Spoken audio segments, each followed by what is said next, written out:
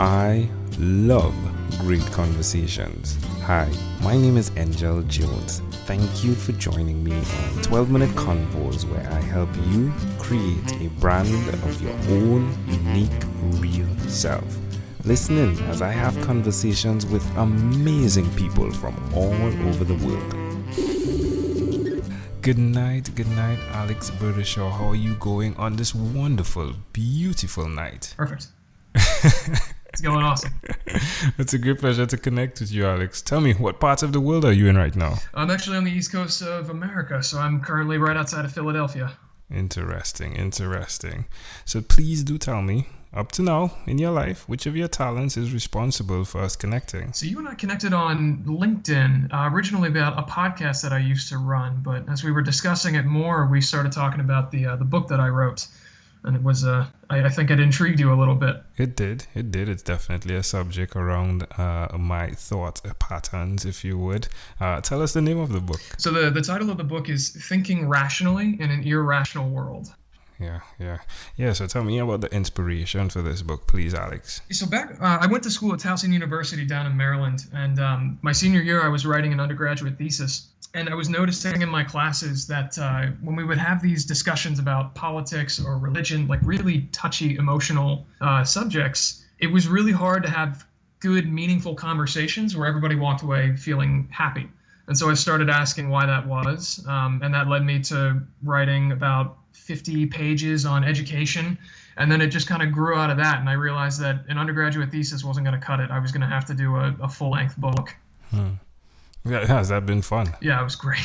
I really, really enjoyed it. It was a lot of reading and a lot of work, but I've never been so motivated. Yeah, I think once you fall into the space of loving the communication, especially within conversations, I think it's a bottomless pit, if you would. I'm reading something, effective virtual conversations right now, and I'm enjoying it. I'm really, really enjoying it, enjoying the studies that has gone into it. So you've been doing this, right? What was the most exciting part of the book? What you've done in the book? It was a lot of fun to correlate so many different pieces of evidence and tie them together into a cohesive whole. So taking all the different sections about education and exercise and nutrition and the influences of the media, how good we are as critical thinkers and as rational beings, tying all of that into a single narrative was really, really rewarding and a lot of fun to do. I think that would have to be the best part of it. So who did you learn the skill from? The skill of conversation? Well, that would have to be Professor Reiner. For those of you who are students at Towson University, I highly recommend his classes. So there was one time in his class. Do you mind if I tell a quick story about this? Sure. Go ahead. Yeah. So I wrote a paper for his class, and I got it back and was very unhappy with the grade that I got on it. It was not good in the slightest. And so I went and I met with him outside of the class period and to try and figure out where I went wrong.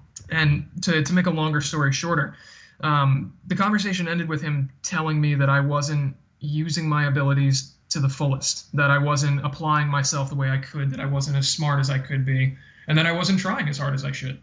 And that kind of fired me. I'd never had a teacher sit down, look me in the eye before and tell me, look, you're better than this, you know you're better than this, and you're not doing enough, and I won't accept that out of you. And it kind of fired me up and got me to where I am today and what I've accomplished today. So that is the man who is responsible for me learning that skill. It was wonderful. Hey, love that. Thanks for sharing that story. So you're definitely the guy that's doing the work that's necessary. You've written the book that went from 50 pages to a bigger number, right? By far, yes. Right? Yeah. Have you decided if and why you will continue to repeat this skill? I would love to continue writing. I don't know if I would write another book. I'm only 23 years old, so I'm not sure that I want to do another investment in time and project like that. But things like journalism, education, things like that really, really interest me. And especially education. I would love to sit in front of a room of people and give lectures on the topic. That would be amazing. Yeah. Well, tell me one other thing, please, Alex, that you've done consistently over the last 3 years. So that would have to be the exercise and good nutritional habits. I value my health, my personal health, over most anything else.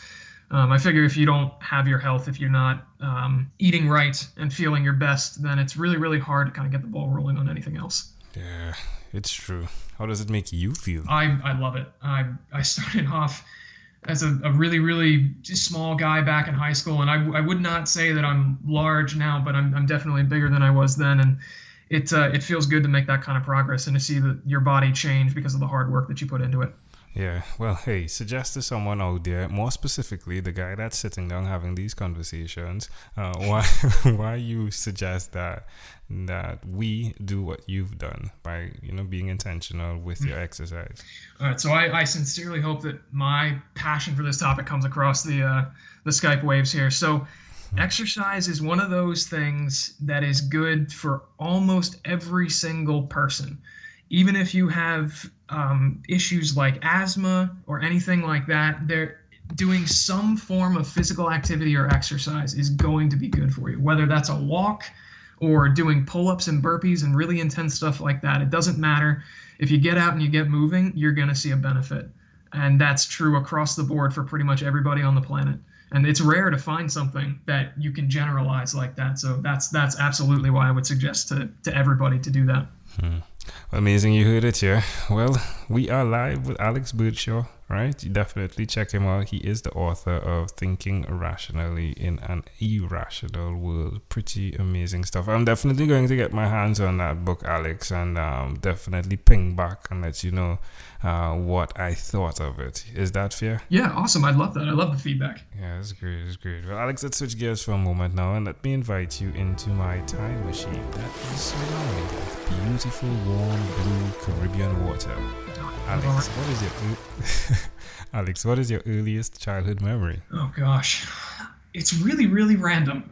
So I think I was 3 years old, and I remember standing on a chair that was in the shape of a teddy bear and then falling off of it onto the floor. Yeah. Not inspiring stuff, but that's the earliest one that I've got in there. Yeah. So say it one more time. Yes. Say it one more time for me, please. I was standing on a soft chair in the shape of a teddy bear. Right.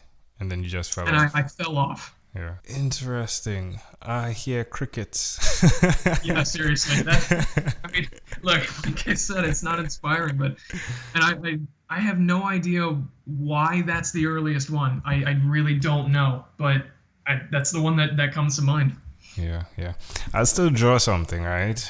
It could be straws I'm drawing at, right? But the thing that comes to mind is the thing that could or should be supportive. It just switches on you then, and it's not supportive. So, and I draw that from, in what you've really delved into is the thinking rationally in an irrational world, and the open-mindedness that I've realized that one needs to have in that. Like I heard someone said something in an interview that Oprah says, and apparently she says, "Oh, that's interesting." And that opens up another level of growth, if you would, instead of, no, that's not my way. So I say all of that to say it's intriguing to see a beer that's really supposed to give confidence and strength, and you falling off of that. It's the one thing that pops. That's an interesting interpretation. I had never thought of it that way. Yeah. I like that. Yeah, you're welcome. Ooh, that was challenging. Yeah. I appreciate the effort, Edward. Yes, it's there.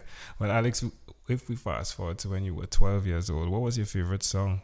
Oh gosh, I have no idea actually. I'm not sure. I did go through a Frank Sinatra phase at one point. Yeah. What song pops out immediately? New York, New York. Yeah. Still love it.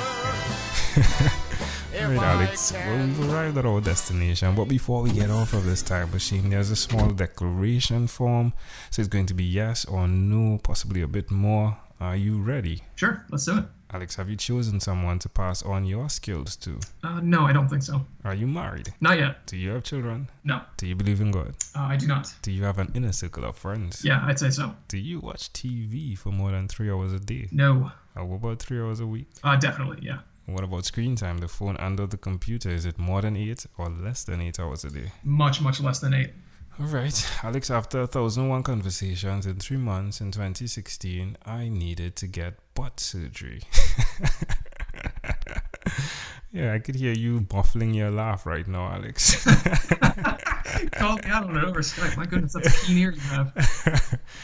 I came up with a workbook. The name of the workbook is called Yours. It stands for Your Own Unique Real Self. The idea is you answer these questions and then you hopefully uncover your mission, your own unique real statement. If you had to share with us, Alex, your own unique real statement, a statement that represents you, what would you say that is? So when I was in high school, we had to choose a senior quote. And the one that I picked was from Bruce Lee. And it's you can never set limits for yourself. There are no limits, there's only plateaus, and you have to push past those plateaus. And I would say that matters. That's really my guiding philosophy. Whether it's my professional life or my intellectual life or my physical life, I never want to settle. I always want to be getting better. Love it. Alex Burdeshaw, this was a pleasure. Before you leave, is there anything else you'd like to share with our amazing audience? No, I don't think so. This has been a phenomenal pleasure, Angel. Thank you very much for having me on. Hey, it's a great pleasure as well. A pleasure I treasure. Alex Burdeshaw, hey, thank you for being on what is inspired by 12-Minute Convos with Angel Jones. Thank you for being on 12-Minute Convos with Angel Jones. Stay tuned for more from our advertisers. Diabetes is a mountain pandemic. It's a disease that's not acute but chronic.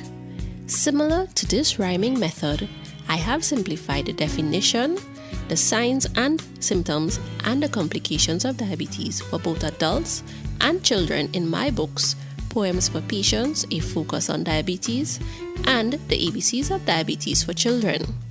These books are available on Amazon.com, and for more information, you can visit my website, poemsbyaj.com. That's poemsbyaj.com.